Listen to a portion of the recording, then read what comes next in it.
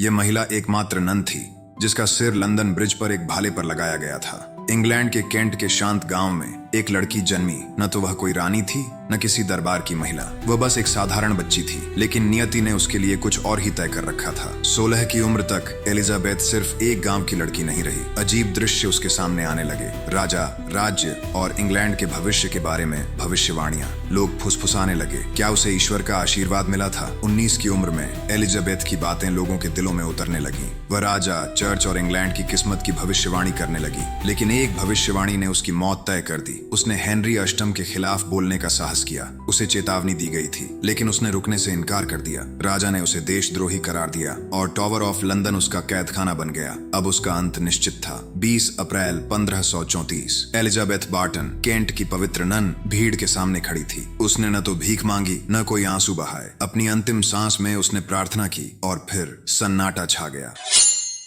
उसकी आवाज को चुप करा दिया गया, लेकिन उसकी कहानी अमर हो गई। एलिजाबेथ बार्टन का सिर लंदन ब्रिज पर लगा दिया गया। उन लोगों के लिए एक चेतावनी जो राजा का विरोध करने की हिम्मत रखते थे। लेकिन मौत के बाद भी वह एक भविष्यवक्ता ही रही। वह एक नन थी, एक भविष्यवक्ता, एक शहीद। समय बीत गया, लेकिन इतिहास अब भी याद करता है केंट की पवित्र नन को, जिसकी आवाज ने एक राजा को हिला दिया था।